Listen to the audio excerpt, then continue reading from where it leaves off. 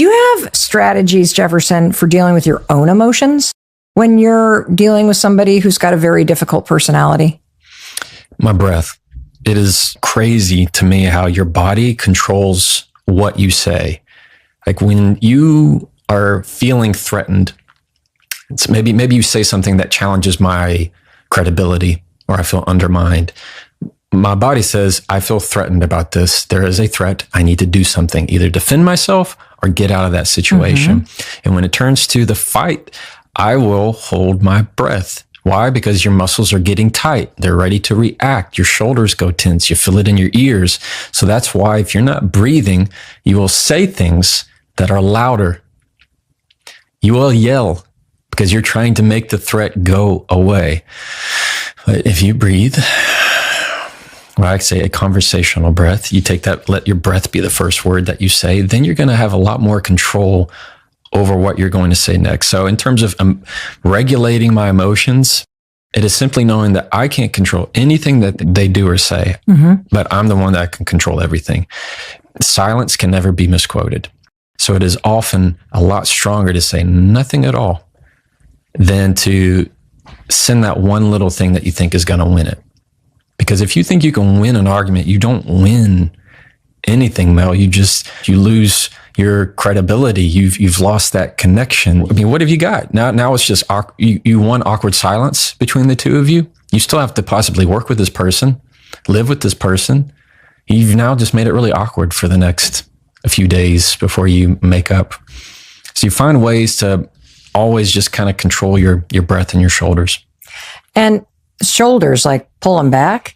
No, you're putting them down. Often when you have your shoulders next to your ears, it's tension, makes you cranky.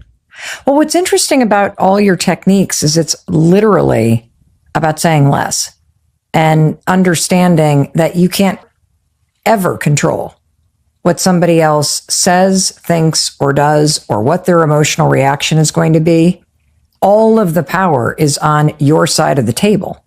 And using your breath, using distance, using a technique of saying less, so they have less to work with. Yeah. Lowering your voice, deciding what you're going to respond to and what deserves a response and what doesn't, and who's worth the time and who isn't, what is worth pouring your energy into. And when you start to own that side of the power, you realize you're actually always in control.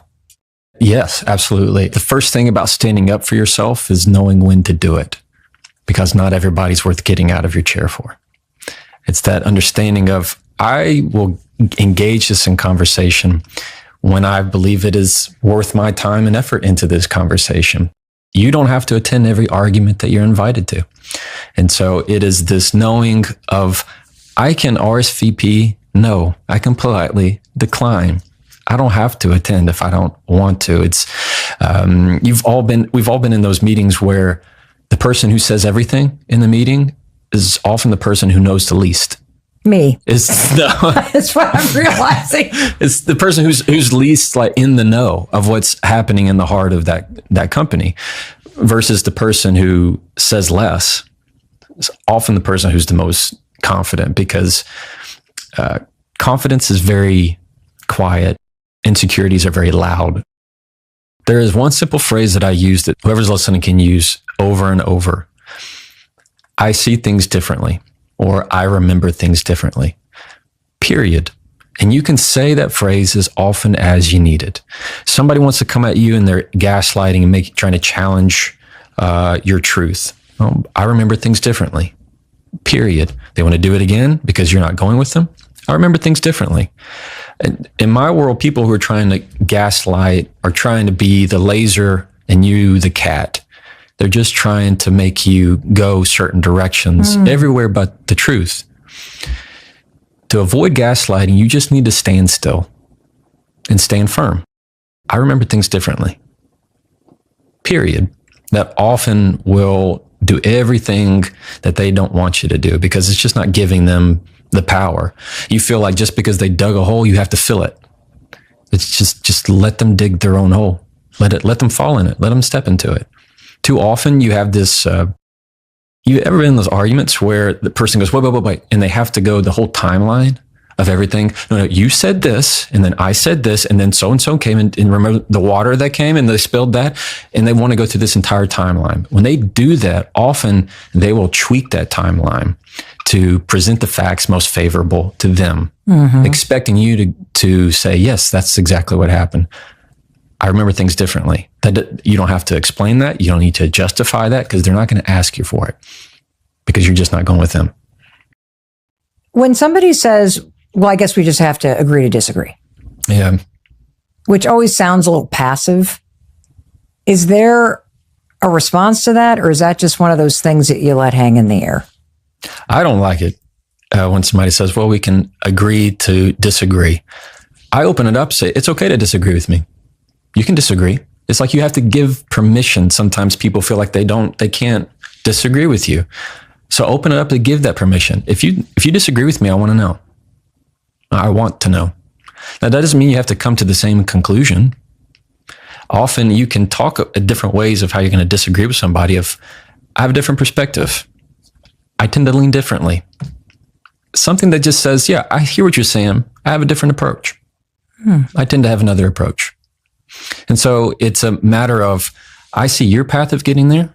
I see my path of getting there. As long as you're not talking about the other person of you are X, you're so X, it's that whole separating the person from the problem.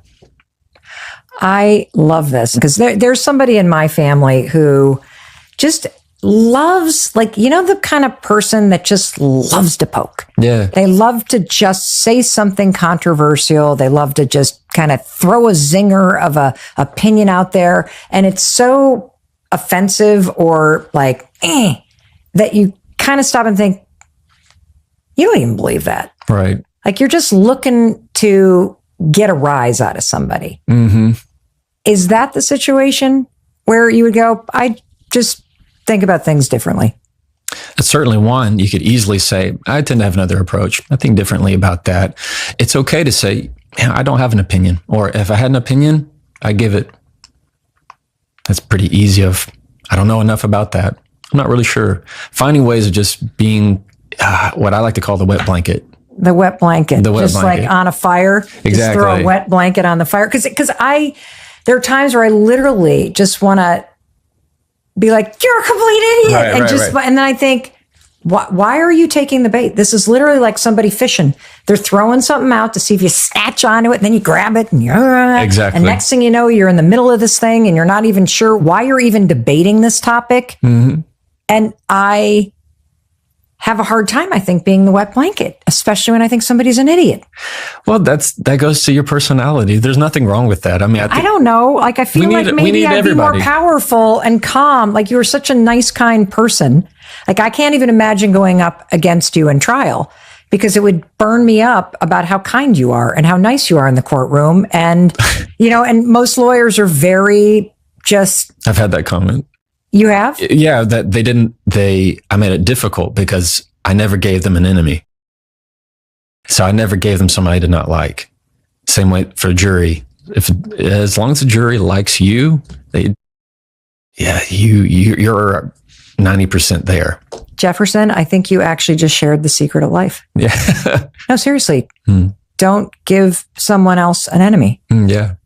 Like if you go, and this isn't about like being somebody soft. Who is soft. Yeah. And it's not about letting people trample all over you. It's actually an incredibly powerful position to be mindful and protective of your time and your energy, and who is worth your time and what is worth your energy and what conversations deserve a response and which ones deserve silence.